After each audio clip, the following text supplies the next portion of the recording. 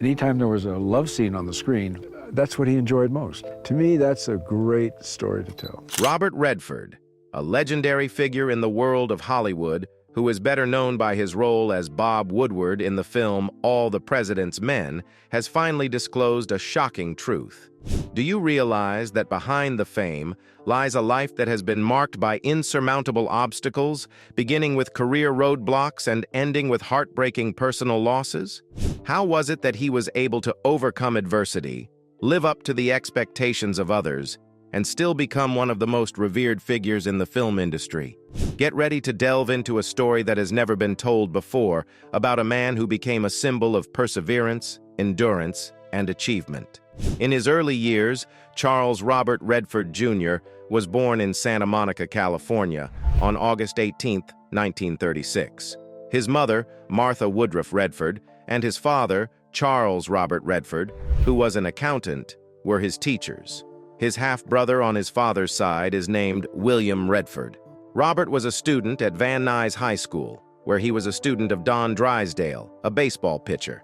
He has admitted that he was a poor student and that he found motivation in activities outside of the classroom, such as participation in sports and the arts. At the Los Angeles Tennis Club, he and Pancho Gonzalez engaged in a competitive game of tennis. Having been brought up in a family that belonged to the middle class, Redford's childhood was shaped by the difficulties and the optimism that marked post-war America. While his mother, Martha Hart, was a devoted homemaker, his father, who had been a milkman in the past, eventually became an accountant. In the course of his formative years, which were spent in the midst of the Great Depression and World War II, Redford developed a profound connection to the natural world, a passion that would later serve as the driving force behind his environmental activism. Following his graduation from high school in 1954, he went on to receive a baseball scholarship to attend the University of Colorado in Boulder for a period of 1.5 years. During that time, he was a member of the Kappa Sigma football fraternity. He found employment at the Sink, a restaurant and pub in the neighborhood. On the other hand, while he was attending Colorado, he started drinking excessively, which ultimately resulted in the loss of his half-scholarship and his expulsion from the university. In an effort to find his bearings, Redford embarked on a journey across Europe, during which he visited France, Spain, and Italy. After moving back to the United States, he attended the Pratt Institute in Brooklyn to study painting. He also attended the American Academy of Dramatic Arts in New York City, where he discovered that acting was his true passion. The career of Redford, on the other hand, was anything but peaceful. The question is, how did he manage to turn everything around and become one of the most influential actors and directors of our time? Redford's journey is going to be much more dramatic than any movie he has ever made, so make sure you fasten your seatbelts. Beginning in the 1950s in New York City, where the actor found work both on stage and on television, Redford's career began in the film industry as well as in the acting world. The Highest Tree and Sunday in New York were the next two productions that he appeared in after making his debut on Broadway in a supporting role in Tall Story. However, despite the fact that his attractive appearance helped him land roles in romantic and youthful roles, he had the ambition to go beyond merely being physically attractive. After playing the role of Elizabeth Ashley's husband in Neil Simon's production of Barefoot in the Park, Redford received widespread recognition on Broadway.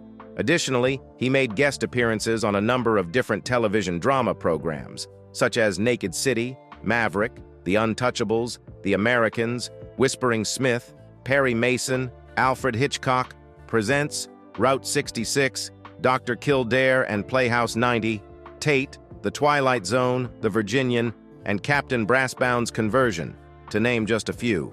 Butch Cassidy and the Sundance Kid, directed by George Roy Hill, was the film that catapulted Redford to the status of a major bankable star. This came after a string of unsuccessful roles for Redford. In addition to his roles in Downhill Racer, 1969, and Tell Them Willie Boy Is Here, 1969, he was awarded a British Academy of Film and Television Award, BAFTA, for an outstanding performance in that particular role. A string of films, including the Western Jeremiah Johnsons, the romantic period drama The Way We Were, the crime caper Reunion with Paul Newman, The Sting, and the romantic drama The Great Gatsby were among those that contributed to Redford's unprecedented four-year run of box office success in 1973. When he had 3 films that were among the top 10 grossing titles in a single year, he became the first performer to do so since Bing Crosby in 1946. All the President's Men, which was released in 1976 and starred Robert Redford and Dustin Hoffman, was nominated for 8 Academy Awards, including the awards for Best Picture and Best Director. They both received nominations. In addition, the film was successful in winning the New York Film Critics Award for both Best Picture and Best Director. In 1977, Redford made a cameo appearance in a portion of the war movie A Bridge Too Far. Subsequently, he played the role of a rodeo star who had passed his prime in the film The Electric Horseman. From 1980 until 1998, Redford made his debut as a director with the drama film Ordinary People, which received widespread acclaim from both critics and audiences alike. In terms of box office performance, his subsequent film, Legal Eagles, was only a moderate success. After directing The Milagro Beanfield War, which was a screen adaptation of John Nichols's novel about the Southwest, Redford did not direct another film until that time. Both the exposure quiz show and the period drama A River Runs Through It, which is based on a novella written by Norman Maclean, are examples of other projects that the director has directed. With the release of his 3rd film, A River Runs Through It, in 1992, Redford, who had been a major star throughout the 1990s and 2000s, made his breakthrough as a director and achieved mainstream success. Indecent Proposal, Up Close and Personal, and The Horse Whisperer were all films in which he appeared and became a well-known actor. In addition to being a prominent environmental activist, Redford also provided the narration for the IMAX documentary Sacred Planet. He had a starring role in the film All Is Lost, which was directed by J.C. Chandor, who was successful in garnering praise for his performance. Both the New York Film Critics Circle Award for Best Actor and the Golden Globe Award for Best Actor in a Motion Picture Drama were presented to him. He was also nominated for the Golden Globe Award. In the superhero film Captain America: The Winter Soldier, which was produced by Marvel Studios in 2014, he played the role of Alexander Pierce, the film's primary antagonist. The film The Old Man and the Gun, which was released in 2018, received a nomination for a Golden Globe. Redford played the role of Forrest Tucker, a bank robber.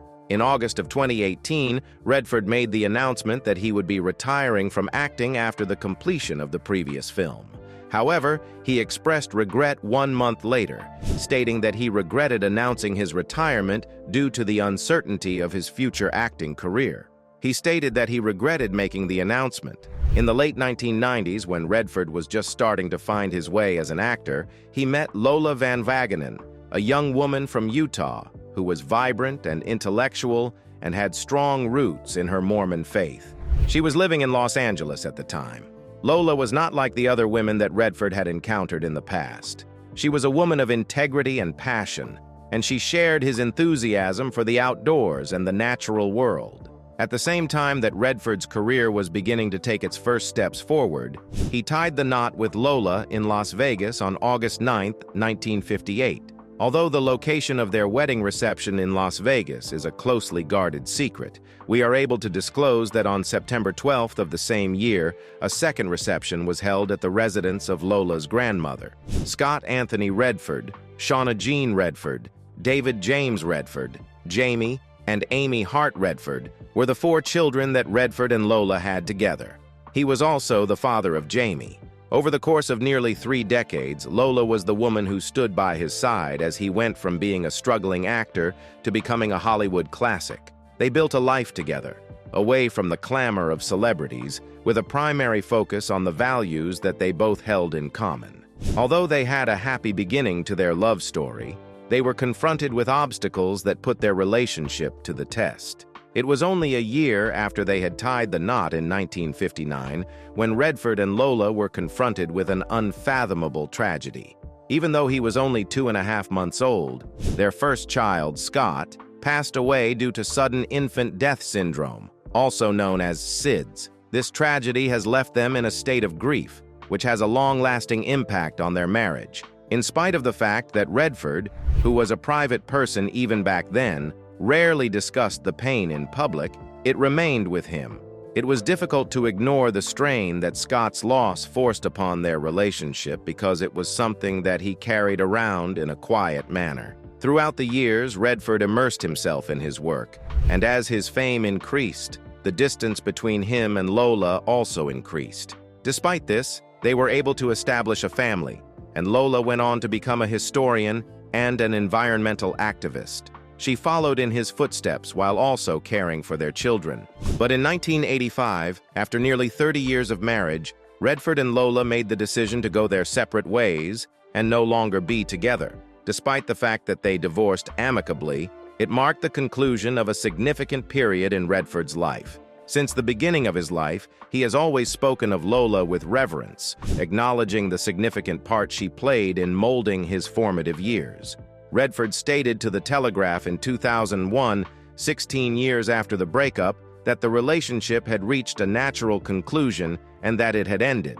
It was for both parties' benefit, and it was time to move on. Even now, we continue to have a wonderful love, an exceptional affection, and a wonderful friendship. The resiliency that our children have displayed is truly remarkable, and I believe that we should be commended for encouraging them. I had no intention of becoming one of those predictable showbiz divorcees who ended up being a victim. I had the intention of demonstrating that a marriage could endure and proving the business wrong, but I was unable to do so. Despite the fact that Redford and Lola never made a public announcement of their separation or divorce, entertainment columnist Shirley Eder reported in 1982 that the couple had been living apart for a number of years on a significant level. The finality of the divorce was called into question by Parade magazine in the year 1991. Reportedly, they finalized their divorce in 1985, according to a number of websites.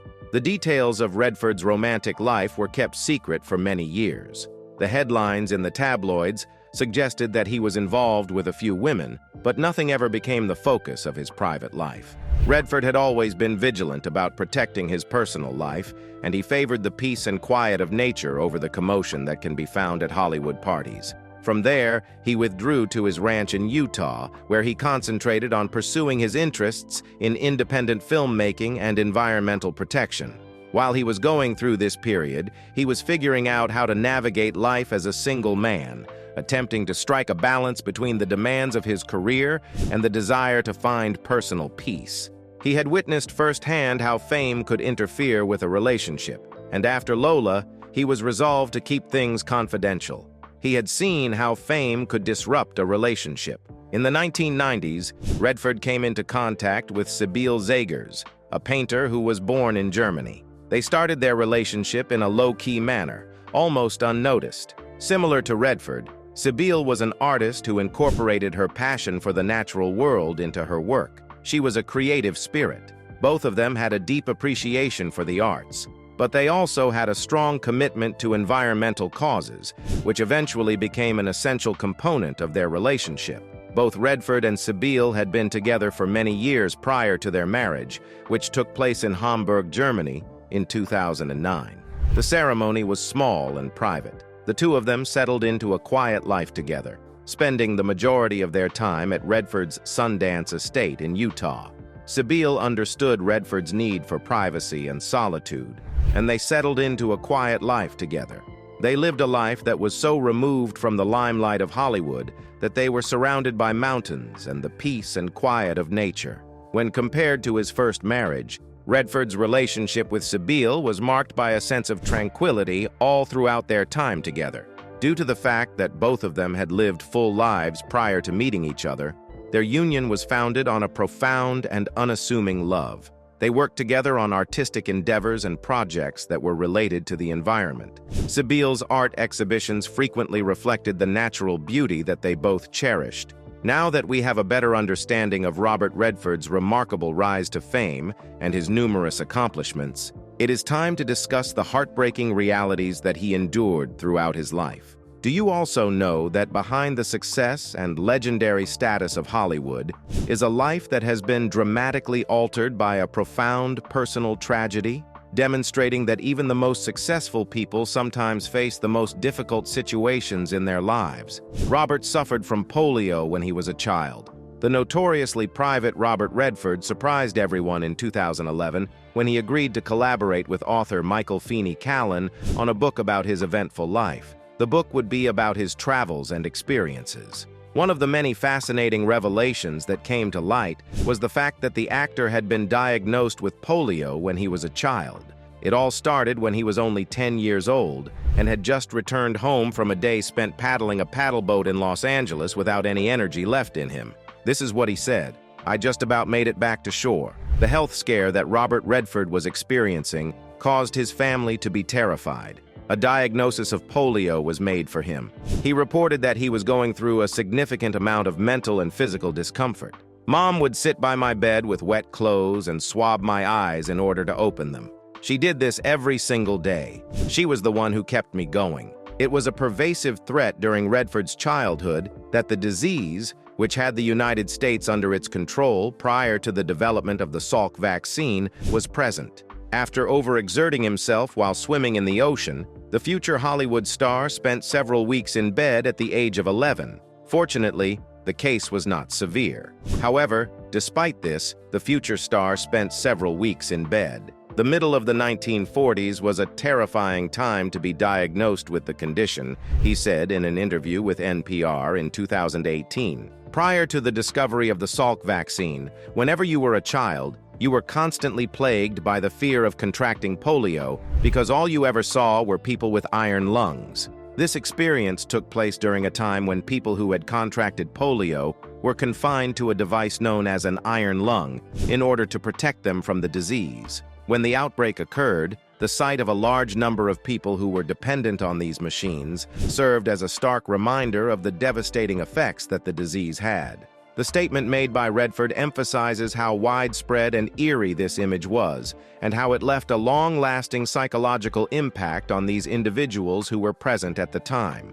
Although the severity of his experience with the disease was less severe than that of many others, the psychological impact of polio was significant, and it sparked a lifelong appreciation for health and the ability to bounce back from adversity. One of the most heartfelt aspects of Robert Redford's legacy is the tribute that he paid to Jonas Salk, the individual who was responsible for developing the influenza vaccine. As someone who has personally experienced the terror of the polio epidemic, Redford directed a segment of the documentary series Cathedrals of Culture that was centered on the Salk Institute for Biological Studies. In an interview with Express in 2014, he reflected on his life, saying, "I was around when the polio epidemic was still a threat, so when Jonas Salk invented the vaccine, it was just earth-shattering news." The Institute's commitment to saving lives was the subject of this tribute, which was more than just an expression of gratitude. In addition to countless other people, it was a profoundly personal expression of gratitude to the individual who might have been able to save his life. The fact that Robert Redford was known to be a troublesome teenager was something that many people were unaware of.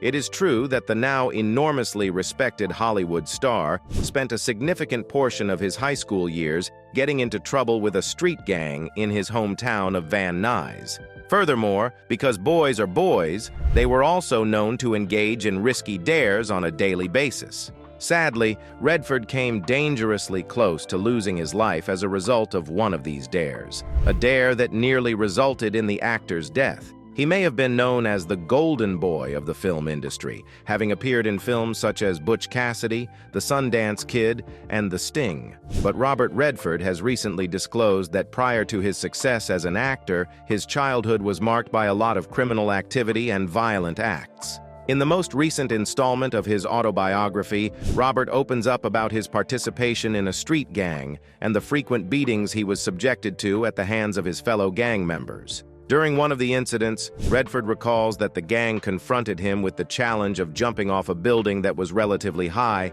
in order to determine his level of resilience. In his book, Robert Redford, The Biography, which was published in 2011, Redford disclosed that he confronted his fears at an early age. After providing conclusive evidence of his manliness and narrowly avoiding breaking every bone in his body, the rest of the gang allowed a young Redford to continue wreaking havoc on the group. They relied on petty theft as their primary source of entertainment, with alcohol from nearby stores being a particular favorite commodity among them. The worst that could have happened to Redford was when the police pulled him over and found stolen jewelry in the trunk of his car when he was only 16 years old. Nevertheless, Redford's father, Charlie, was successful in persuading law enforcement that his son was unaware of the contents of the trunk of the car, which resulted in the dismissal of the charges against the actor. Despite the fact that he is now in his 80s and still working, Robert Redford is one of the few stars from Hollywood's golden age that is still currently active. Throughout the course of his career spanning 6 decades, he has been honored with the Presidential Medal of Freedom, established the Sundance Film Festival, and received recognition at the Academy Awards for both his work as an actor and as a filmmaker. But despite all of these achievements, there is not a lot of information available about Redford's personal life. At the time of his first screen appearance in the 1960 film Tall Story, Redford had already endured more adversity than the majority of people do in their entire lifetime, and unfortunately, his later years have not been any more kind to him either. Taking a look at his life reveals that being a movie icon who has won multiple awards does not make one immune to problems. From childhood illnesses and near-death experiences to marriage breakups and several devastating losses, his life demonstrates that he has been through it all. During the Utah Women's Leadership Celebration that took place at the 2018 Sundance Film Festival, Robert Redford delivered an emotional tribute to his mother that brought the audience to tears. Sadly, Martha Redford passed away in 1955 due to a hemorrhage. She was only 40 years old at the time of her death. 8 years prior to her passing, she had contracted a blood disorder that she had contracted during the stillbirth of her twin daughters. This was the cause of her death. According to Closer Weekly, the Hollywood star admitted that he had not made things easy for his mother when he was a teenager, but that she had always been there for him. She had faith that I had something within me that was going to turn out okay, despite everything that was going on. She believed that, despite everything. As a result, Martha was unable to witness the fulfillment of her faith.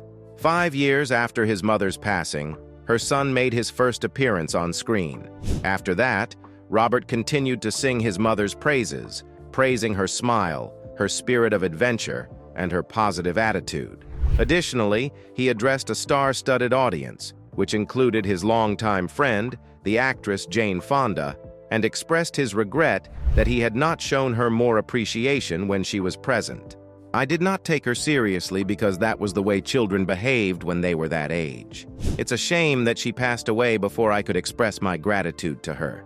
One of Robert Redford's father figures has passed away. The loss of Robert Redford's uncle, who had been like a second father figure to him when he was younger, was the first time he felt the emotions of grief.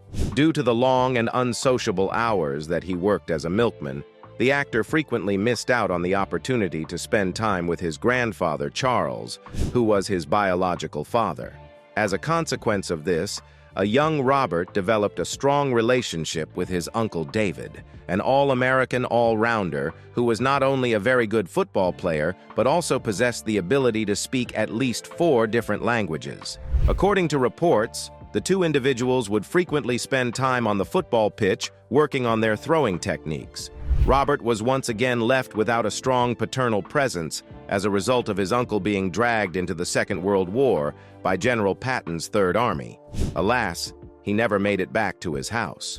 David did, in fact, lose his life in 1945 when a Jeep that he was driving across a bridge in Luxembourg was caught in the crossfire.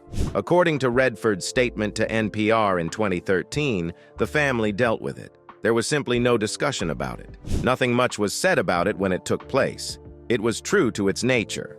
According to my understanding, the structure of the family naturally included that. It was not brought up for discussion, and everyone moved on with their lives. The expulsion from the college.